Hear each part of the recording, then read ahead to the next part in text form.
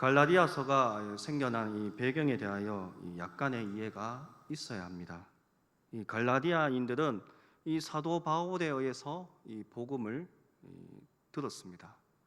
그런데 바울이 가고 난 후에 거짓 교사들이 들어와서 유대주의를 가르쳤습니다. 이 유대주의자들은 또한 이 사도 바울의 사도직을 인정하지 않았습니다.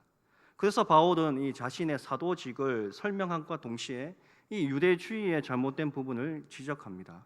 또 유대주의란 이 복음의 모세 율법을 포함시키는 것입니다. 이 의롭게 되려면 이 할례를 행해야 되고 또 율법을 지켜야 된다고 주장했습니다. 물론 이 복음 자체를 거부하는 것이 아니라 이 복음을 인정하면서 그 복음의 모세 율법을 지키는 것이 첨가되어야 한다고 주장했던 것이죠.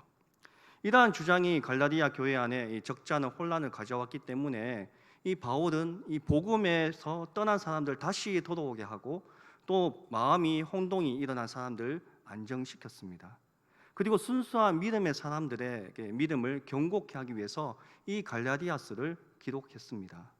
이 오늘 본문은 베드로가 수리아 안디옥을 방문했을 때 일어났던 사건입니다. 이 베드로가 이방인 신자들과 함께 식사를 하고 있었습니다. 그 자리에서 바나바도 함께 있었고 이 유대인 그리스도인들도 함께 있었습니다. 그런데 이 예루살렘 교회의 야고보 사도들로부터 이 보냄을 받은 이 유대인의 그리스도인들이 그 자리에 도착했던 것이죠. 그런데 이 베드로가 이 할례 받은 이 유대인 그리스도인들을 두려워하여서 그 식사 자리를 떠나 물러갔다는 것입니다. 그러자 남아있던 유대인 그리스도인들도 베드로를 따라서 함께 그 자리를 떠났습니다. 이것을 두고 사도 바울은 이 외식을 했다고 지적하고 있습니다. 이 사건을 이해하려면 그 당시 교회의 배경을 알아야 합니다. 이 원래 베드로와 이 바나바의 이 유대인 신자들은 예수를 믿음으로 의롭게 된다는 사실을 믿었습니다. 이미 예루살렘 총회에서 그렇게 결정이 내려진 후였습니다. 그런데 사람은 습관에 익숙해집니다. 이 유대인의 결례에 따르면 이방인과 함께 음식을 먹으면 안 됩니다. 왜냐하면 이방인들은 먹는 음식에서 하나님께서 먹지 말라고 한 음식이 있었기 때문입니다. 그래서 유대인들은 이 이방인과의 음식을 따로 먹었습니다. 그렇게 해온 것이 아마 수십 년 또 수십 년을 되었을 것입니다.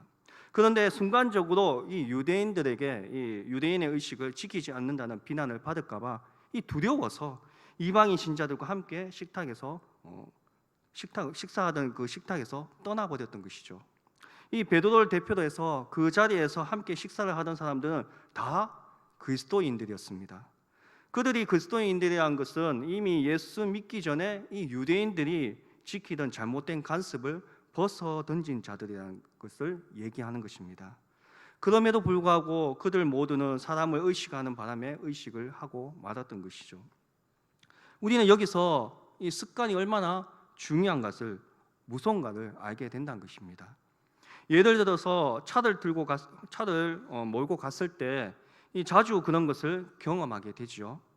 다른 방향으로 가야 하는데 평소에 다니던 길로 가고 있는 자신을 발견하게 됩니다. 나쁜 습관은 철저히 던져버려야 된다는 것이죠. 그리고 좋은 습관은 먼저 들여야 된다는 것입니다. 어떤 행동이 습관으로 자리 잡기에는 오랜 시간이 걸리게 됩니다. 아침마다 텔레비전을 먼저 보는 습관은 아주 좋지 않는 습관이라면 성경을 묵상하는 습관은 정말 좋은 습관입니다.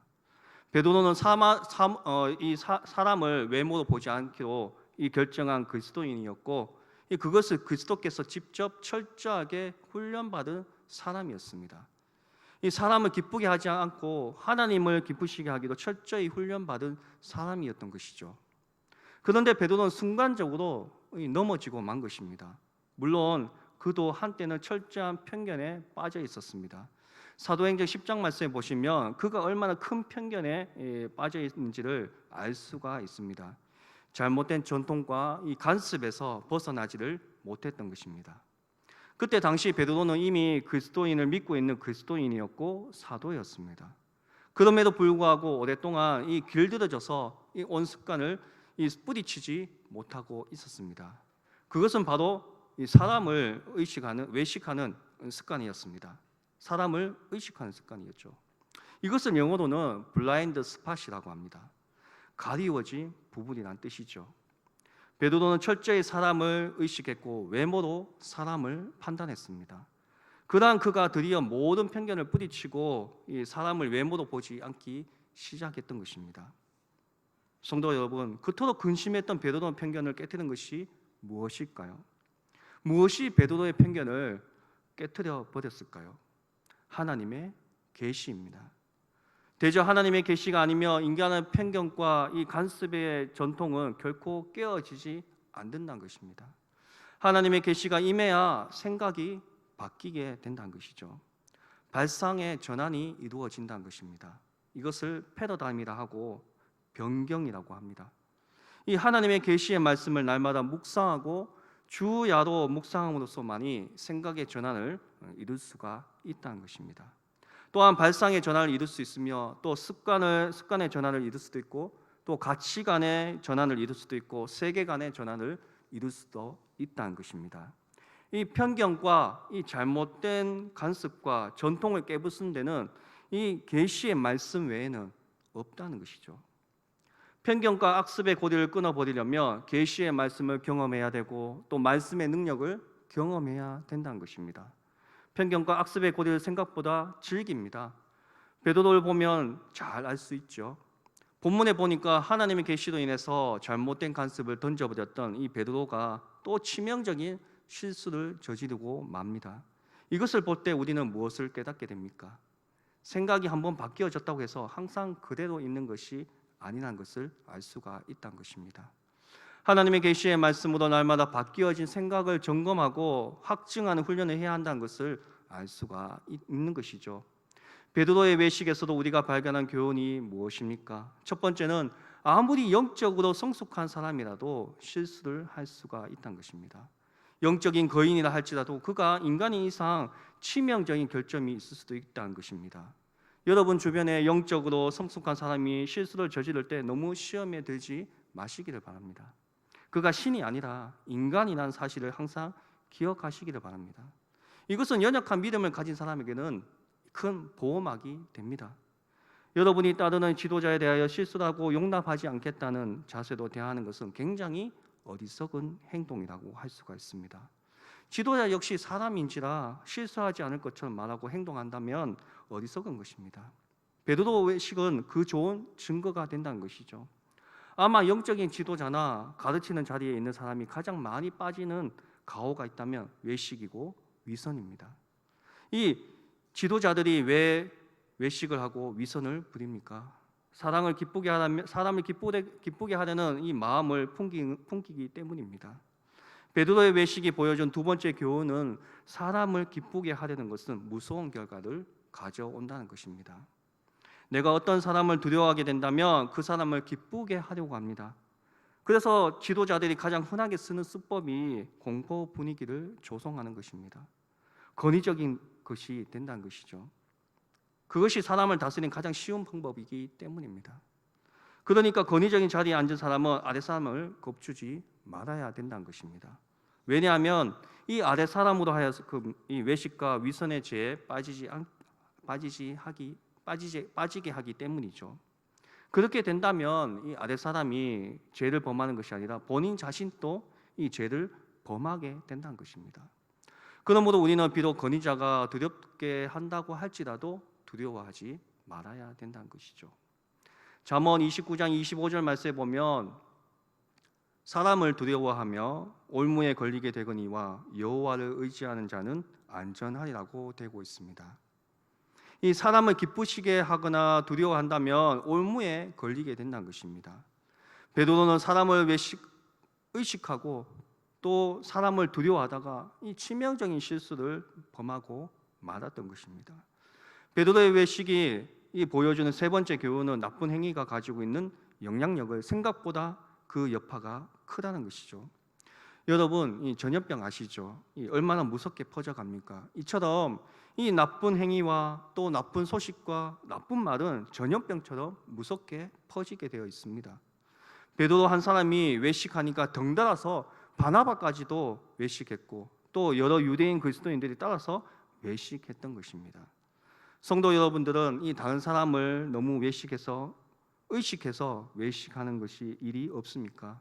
이 사람을 의식해서 여러분이 믿는 복음을 얼머부려서 버리는 경우가 없지 않습니까? 사람을 기쁘게 하는 것 때문에 이 위선과 가식으로 행동할 때는 없습니까? 사도 바울은 이 베드로의 이러한 의식에 대해서 단호한 입장을 취하고 있다는 것이죠. 베드로를 포함한 유대인의 신자들이 이 외식을 보고 모든 자 앞에서 책망하게 됩니다.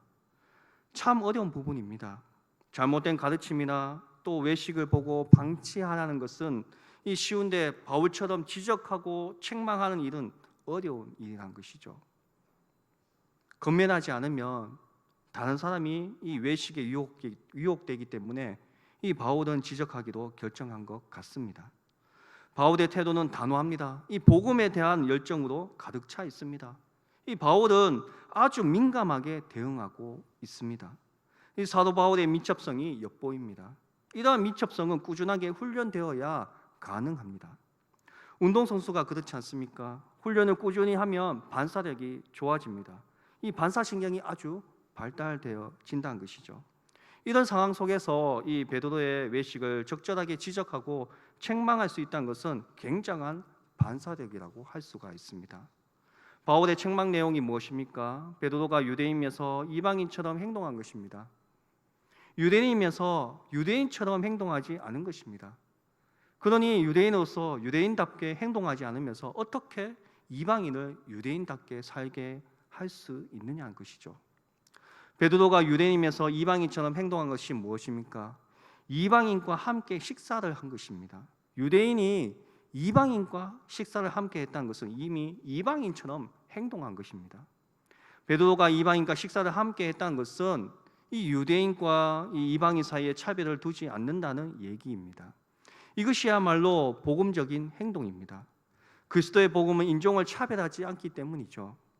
그렇다면 이 베드로는 계속해서 그렇게 행동을 해야 옳습니까? 그런데 다른 유대인들이 오자 슬그머니 행동을 달리합니다. 외식을 한 것이죠. 베드로가 이방인 그리스도인과 함께 식사하는 것은 정당한 일이었습니다. 그럼에도 불구하고 이 베드로는 이 예루살렘에서 유대인 그리스도인들이 오자 이방인 그리스도인과 식사하는 자리를 일어났던 것이죠. 왜 그랬을까요? 아마도 예루살렘에서의 자신의 위치에 부정적인 영향을 끼칠까 봐 두려워했기 때문입니다. 결과적으로 볼 때는 이 베드로가 이방인들과 함께 음식을 먹는 것은 이 진정한 형제 사랑이나 믿음의 확신에 의해서 나온 행동이 아니라 이 위선이라는 것이 드러나고 말았던 것이고 바울이 베드로를 책망한 것입니다.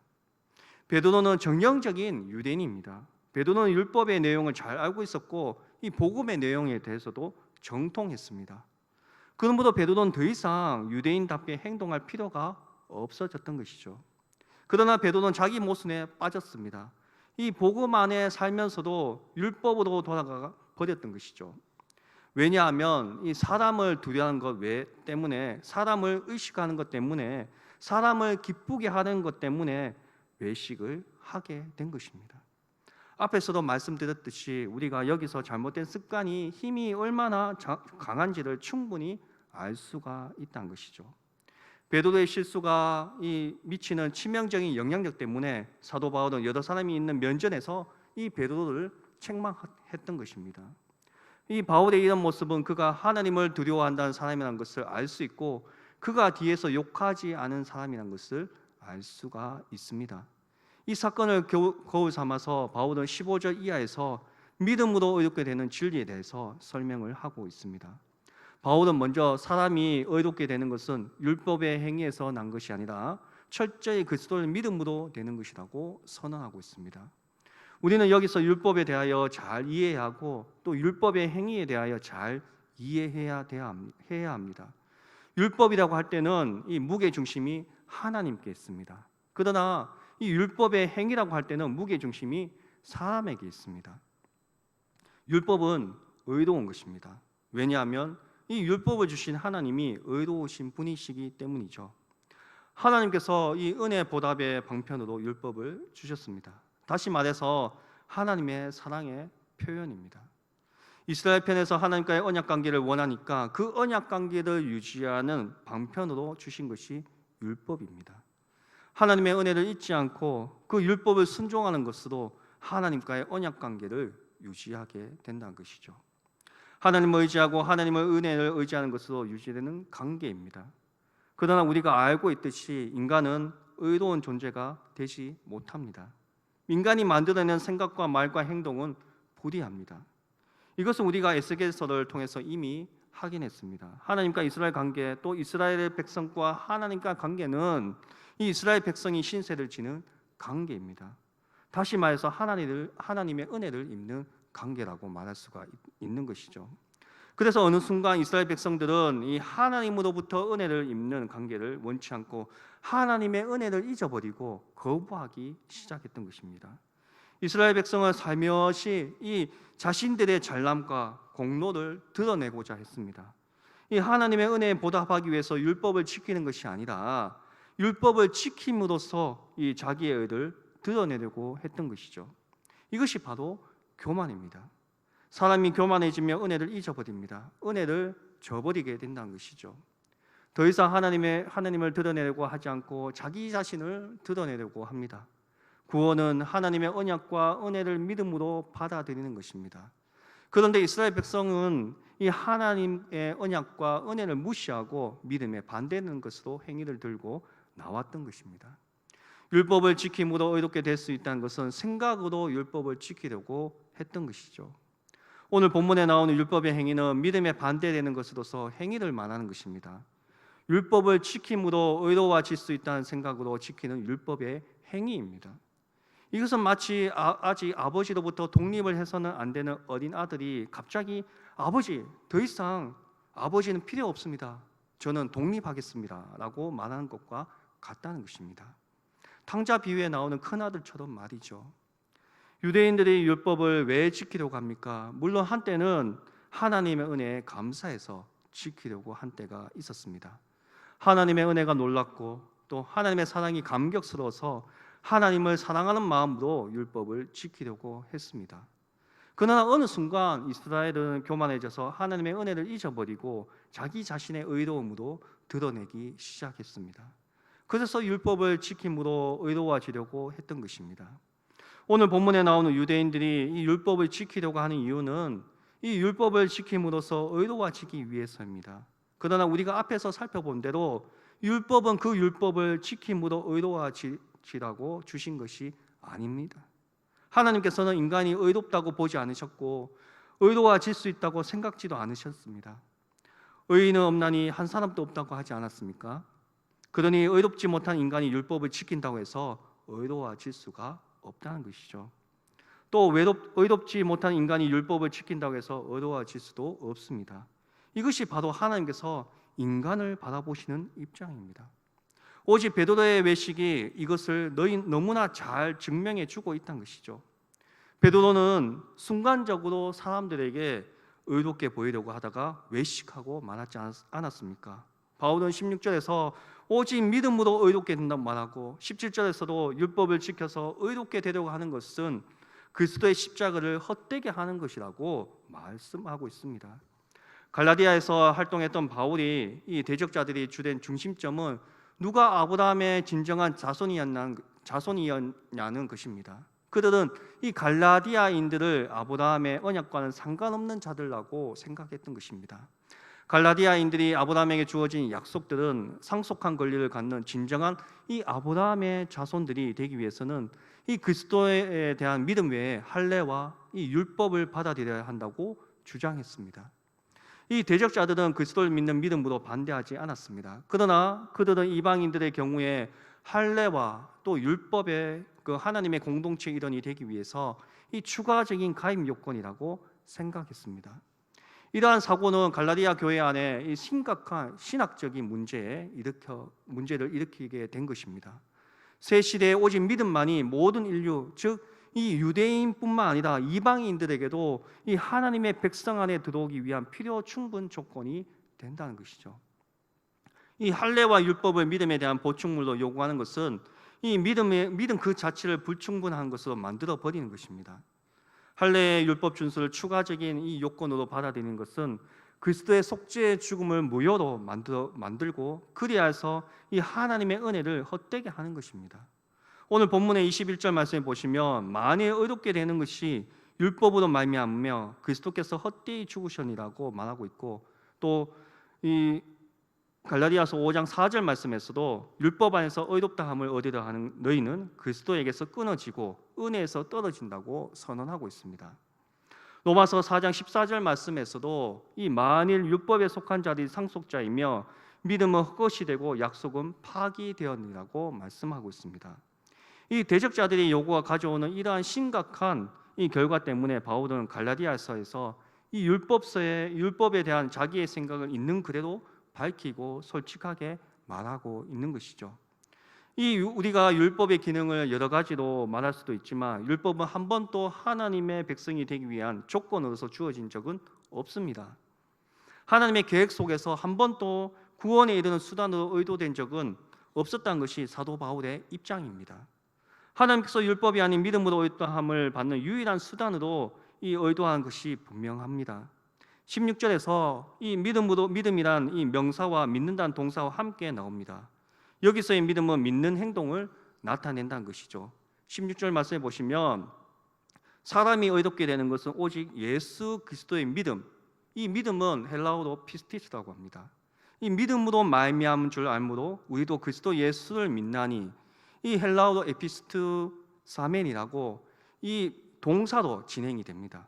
이는 우리가 그리스도를 믿음으로 피스티스로서 이 의롭다함을 얻으려 합니다고 고백하고 있습니다. 여기서 믿음이란 이 두 개의 명사와 믿는다는 동사가 하나와 함께 나타나는 것을 의미하는 중복이 아니라 강조와 명확성을 의미하는 것이 반복이 된다는 것이죠.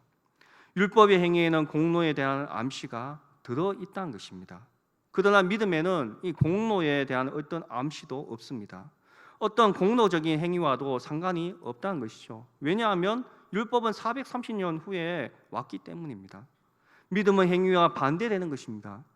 로마서 4장 13절에서 25절 말씀에 보시면 바울은 유대인뿐만 아니라 모든 믿는 자들은 믿음의 조상 아브라함의 후손이며 믿음의 후손이 되는 특권은 혈통이나 율법이 아닌 오직 믿음으로 말미암는 것을 설명하고 있는 것입니다. 믿음은 경건치 아니한 자를 의롭다 하시며 죽은 자를 살리시며 없는 것을 있는 것 같이 부르시는 하나님께 대한 신뢰입니다. 믿음은 인간의 모든 희망과 상반되는 하나님과의 약속에 대한 신뢰라는 것이죠. 우리는 여기서 오늘 본문의 19절에서 21절 말씀에 나오는 이 바울의 고백을 귀담아 들어야 합니다. 이 바울의 고백을 세 가지로 요약을 할 수가 있습니다. 나는 십자가에 못 박혔다. 하나님에 대하여 살았다. 하나님의 은혜가 나를 살게 했다. 그리스도께서 내 안에 사신다.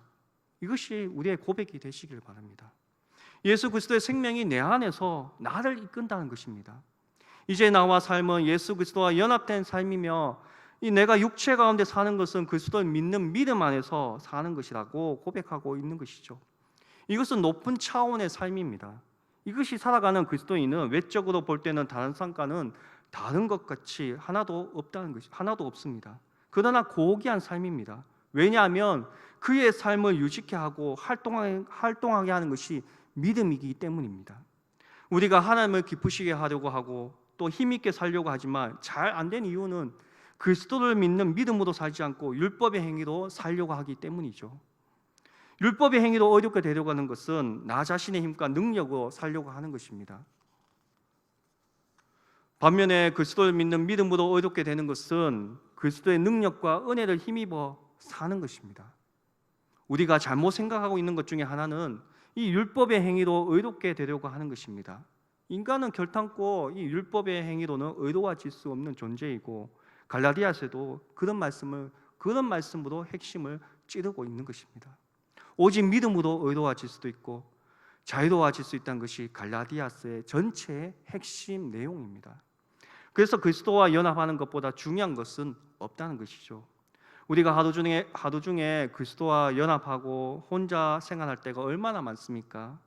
그렇기 때문에 무능한 삶을 살게 되는 것입니다. 하나님의 아들 믿는 믿음 안에서 살아야 된다는 것이죠. 삶을 사는 것은 그리스도와 연합된 나 자신입니다. 그리스도와 연합된 삶이란 모든 것을 그리스도께 떠맡겨서 버리고 나는 아무런 책임도 지지 않는 무책임한 삶을 말하지는 않습니다. 끊임없이 자신을 부인하고 예수님을 믿는 믿음의 결단을 하는 삶이야말로 그리스도와 연합된 삶의 핵심이라고 말할 수가 있는 것이죠.